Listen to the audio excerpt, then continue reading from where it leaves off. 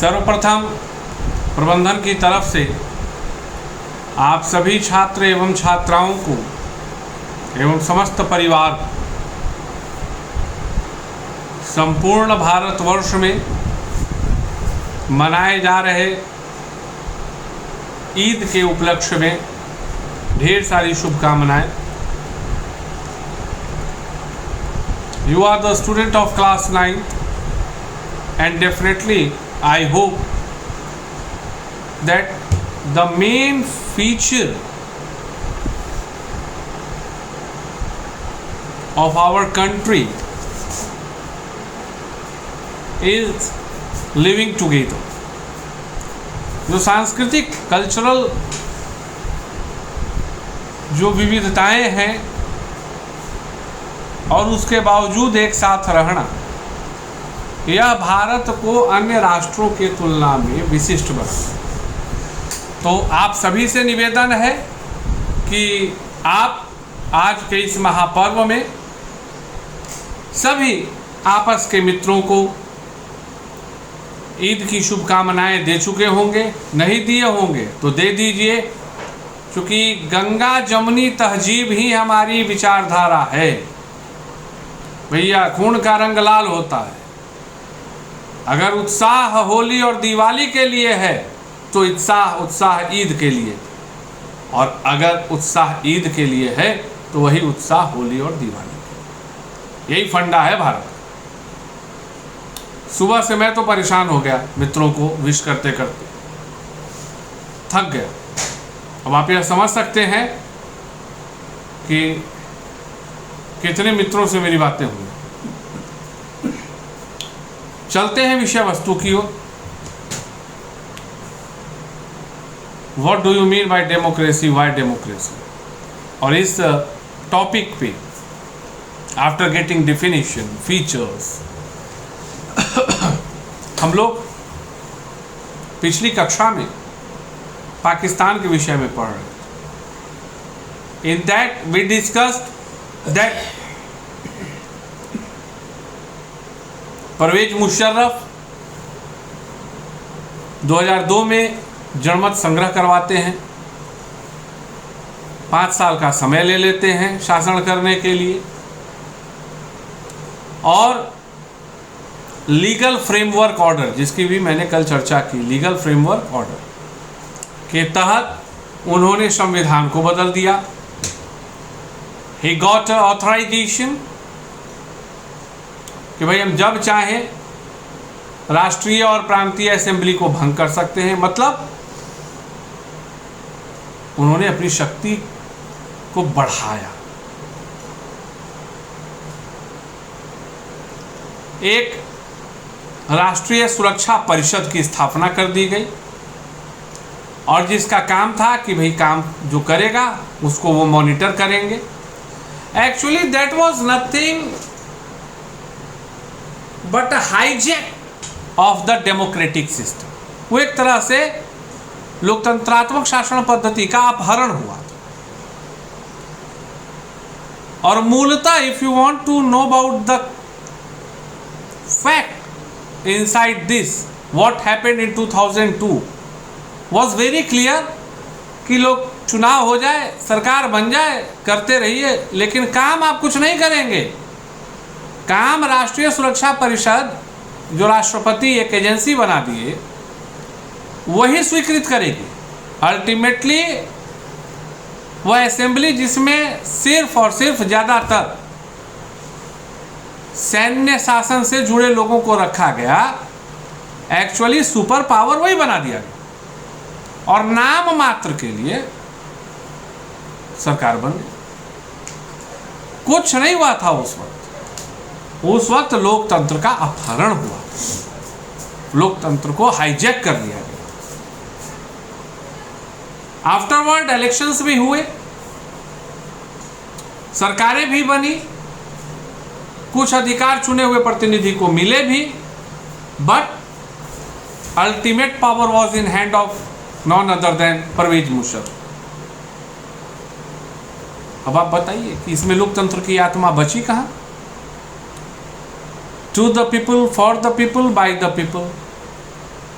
लोकतंत्र की आत्मा तो यही थी कि भाई हमारे चुने हुए प्रतिनिधि हम पर शासन करेंगे, वो नियम कानून बनाएंगे, उसका पालन करवाएंगे। लेकिन वहाँ तो उनके हाथ में कुछ रह ही नहीं गया। क्यों? क्योंकि सारा पावर तो राष्ट्रीय सुरक्षा परिषद के हाथ में था। और वस्तुतः इस तरह की घटना से पाकिस्तान को सदैव दो चार होना पड़ता है। And this one shows the lack in their democratic system. Bharat में क्यों नहीं होता है? क्या भारतीय सेना किसी से कम है? अदम्य और वीर सेना, विश्व के मानचित्र पर अपना प्रभुत्व रखने वाली सेना।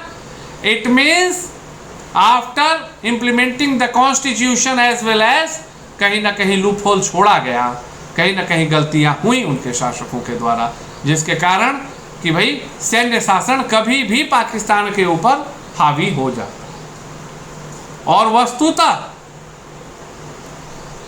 बुक में नहीं है, लेकिन चूंकि मेरी पढ़ाई जब होती है तो कॉन्सेप्चुअल होती है, वैसी पढ़ाई होती है जो मज़ेदार होती है। आप घटनाक्रम को थोड़ी बारीकी के साथ देखें, परवेज मुशर्रफ के घटनाक्रम को, तो आप पाएंगे कि वहाँ पर शासन करने का फंडा ही एंटी इंडिया मूवमेंट। कारण आप देख लो ना भाई, जो अटल बिहारी वाजपेयी, नवाज शरीफ, आगरा सम्मेलन, बसों का चलना, मित्रता, परिणाम कारगिल का युद्ध। अर्थात क्या था? It means we can say that the military doesn't want to like clarify all the doubts between two countries. वहाँ सेना चाहती ही नहीं है कि दो देशों के बीच की मतभिन्नता खत्म हो। अगर कभी उधर से प्रयास कर भी लिया गया तो वहाँ पर सैन्य शासन इतना प्रभावी है कि वह अपनी मनमानी खुद करता है। Non other then ISI, the team which one is responsible for the terrorist attack and all kind of illegal movements is completely in the hand of defence of Pakistan. तमाम सुविधाएं मिलती हैं, बैकअप्स मिलते हैं, आतंकवादियों के घुसपैठ में उनके सेना के जवान मदद करते हैं। तो भाई जब ऐसी बात है तो स्वाभाविक है कि वहाँ लोकतंत्रात्मक शासन प्रणाली का तो कोई औचित्य रह ही नहीं। Ultimately due to such kind of incidents we can easily say that bottom line fact that in democratic system always the power should be in hand of our elected people। जो हमारे द्वारा चुने गए प्रतिनिधि होते हैं उनके अंदर वो शक्ति होनी चाहिए कि वह निर्णय ले सके, उसको क्रियान्वित कर सके। आज के समय में लोकतंत्र मजाक बनकर आ गया। मैं अपने राष्ट्र की बात नहीं कर रहा हूं, अमेरिका की बात नहीं कर रहा हूं। अब समझ में नहीं आता है कि चुनाव अगर हो रहा है तो क्या वो लोकतंत्र है? क्या हर जगह जहां चुनाव होता है वहां लोकतंत्रात्मक की शासन व्यवस्था है? नहीं, ऐसी बात नहीं। Then you will ask it to me. Give an example, sir. You can see the system about China. In China, the parliament is known as Kwanguo Renmin Dai Viao Dawi, none other than राष्ट्रीय जन संसद, उसका दूसरा नाम राष्ट्रीय जन संसद। And the parliament of चीन is also having the time period of 5 years, 5 साल का होता है। प्रत्येक 5 वर्ष के बाद चुनाव होता है और उसी संसद को अधिकार किसको चुनने का होता है? चाइना के राष्ट्रपति को। माननीय जिनपिंग साहब अभी हैं राष्ट्रपति। Almost 3,000 members are taking part for the election of president in China, in which few of them elected people, which is responsible for the election of president, is also appointed by the defense team.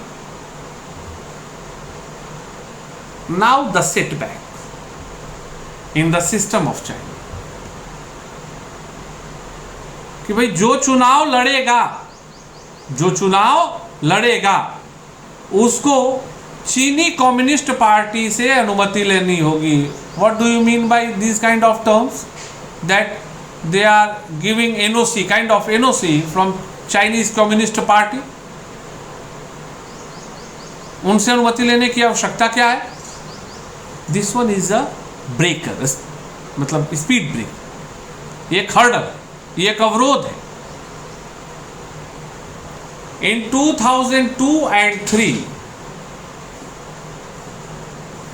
में सिर्फ और सिर्फ communist party के ही लोगों को चुनाव लड़ने की अनुमति मिली।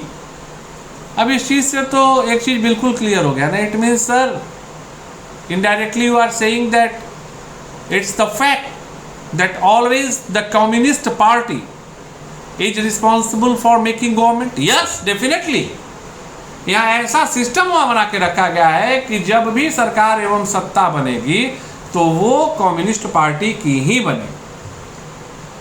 And now after moving from Pakistan to China we have to discuss about Mexico. Mexico got their freedom in 1930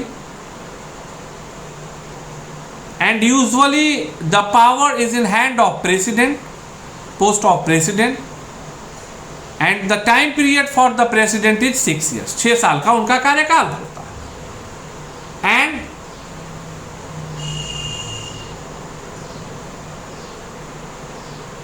कभी भी वहां किसी भी प्रकार का मिलिट्री शासन नहीं हुआ।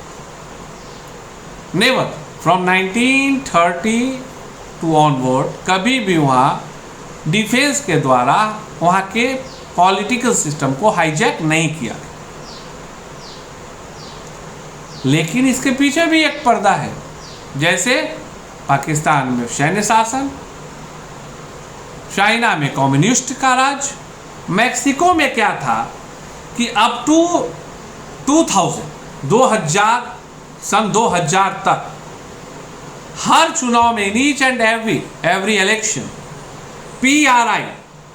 पीआरआई इंस्टीट्यूशनल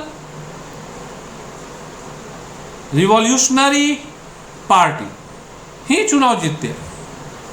मतलब जैसे भारत 47 में आजाद हुआ ना, तो मान लो यहाँ गैर कांग्रेसी सरकार भी बनी, फिर गठबंधन सरकार बनी, फिर बीजेपी की बनी, अभी है। लेकिन सन 1930 से 2000 तक मैक्सिको में सिर्फ एक ही पार्टी, हाँ ये फैक्ट है कि वहाँ मिलिट्री शासन नहीं हुआ, लेकिन इसके बावजूद सिर्फ एक ही पार्टी सत्ता में रही और उसका नाम था institutional revolutionary party, non other then PRI। इसका मतलब क्या था कि एक ही पार्टी चुनाव लड़ती थी और जीत जाती थी? नहीं, इसका मतलब अंदर वहां भी अनफेयरनेस था। मतलब पार्टी और थी लेकिन कभी वो जीतती नहीं थी, क्यों? चूंकि जो PRI, जो इंस्टीट्यूशनल रिवॉल्यूशनरी पार्टी थी, वो तमाम लूप होल का फायदा उठाकर पूरी दुनिया यह जानती थी कि वो साम दाम दंड भेद कर चुनाव जीत जाया करते थे। ऐसा नहीं था कि ओपोजिशन कमजोर होता था, नहीं, वो जो सत्ताधारी, चूंकि लगातार वो सत्ता में रह रही थी, तो वह दूसरी पार्टी के जीत को सुनिश्चित होने ही नहीं देती थी। इनफैक्ट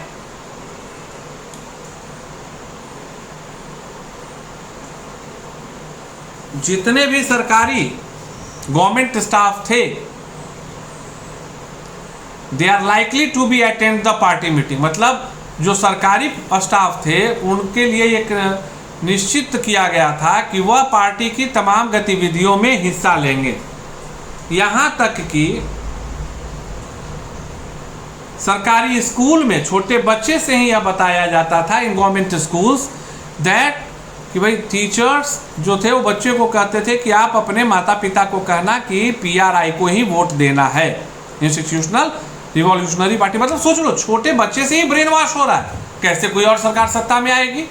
पूरा सिस्टम ही, पूरा का पूरा सिस्टम, मैक्सिको सिस्टम वो एक तरह से पीआरआई के लिए काम करता था, चाहे वो गवर्नमेंटल हो या नॉन गवर्नमेंटल। और अगर कभी मीडिया कुछ बोले भी तो उसको इग्नोर कर देना है, no need to think over them, कोई ज़रूरत ही नहीं है। और अगर कभी ऐसा फील होता था कि might be possible that on particular booth मेरे वोट्स गड़बड़ा जाएंगे, तो वो लोग करते क्या थे, बूथ को ही ट्रांसफ़र कर देते थे, उसको ऐसे जगह पे ले आया जाता था जहां उसके पार्टी के लोग ज़्यादा हैं, ताकि विरोधी पक्ष के लोग जो है वो ज़्यादा आकर वोट ना कर सके। मतलब PRI party is a cunning party, धूर्त पार्टी थी कंप्लीटली। अभी जैसे उदाहरण समझ लो, किम योंग जोंग जो है उत्तरी कोरिया के शासक, अगर वो लोकतंत्र भी करा देंगे तो जीतेंगे वही, जनमत संग्रह कराएंगे जीतेंगे वही। क्यों? चूंकि पूरा सिस्टम ही उन्होंने हाईजैक कर रखा है। And the same concept was implemented in such kind of concept, not 100% same, but same kind of concept, approx same kind of concept was implemented in Mexico. अब बताओ कि इन तीनों चीज़ों को समझने के बाद आपको नहीं लगता है कि भाई पब्लिक के चाहने पे भी जरूरी नहीं है कि लोकतंत्र सफल हो। कई बार होता है कि जनता के पास कोई विकल्प ही नहीं होता है, लोकतंत्र है पर आपके पास कोई विकल्प नहीं है, you don't have any options on which you can move. मतलब अ काइंड ऑफ डिक्टेटरशिप, लेकिन कपड़ा क्या पहने हुए हैं, democratic form. So these are the basic things what we have to know about the loophole of the democracy.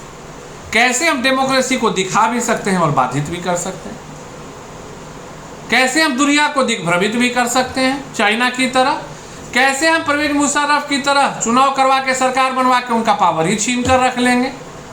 So definitely in one line fact you have to keep it in your mind कि भाई लोकतंत्र भी सफल तभी होगा जब system अच्छा हो, लोग अच्छे हों और वह पूर्णतः जो संप्रभुता होती है ना, वो हर व्यक्ति के अंदर आज़ादी होनी चाहिए। डेफिनेटली सिस्टम को डेमोक्रेटिक फॉर्म से ऊपर नहीं होना चाहिए। एंड अब मैं एक उदाहरण दे रहा हूं जो तुम्हारे अभी किताब में तो मैं नहीं देखा। इलेक्शन कमीशन ऑफ इंडिया, आप देखते होंगे कि प्रधानमंत्री को भी सम्मन भेज देता है, विधानसभा चुनाव में मुख्यमंत्री को भी सम्मन भेज देता है। क्यों? चूंकि यहाँ चुनाव आयोग जो कि रिस्पॉन्सिबल है डेमोक्रेसी बचाने के लिए, इलेक्शन करवाने के लिए, उसके ऊपर किसी और तंत्र को हावी नहीं होने दिया। और यही कारण था कि आज भी हम टी.एन. शेषन, के.जे. राव जैसे चुनाव आयोग से जुड़े हुए व्यक्तियों को जानते हैं, जिन्होंने यह साबित किया कि भारत में सिर्फ एक ही चीज सर्वोपरि है, वह है लोकतंत्र। जिन्होंने इस चीज को दिखाया कि लोकतंत्र हमारी आत्मा में है और हम उसे कभी भी भटकने नहीं देंगे।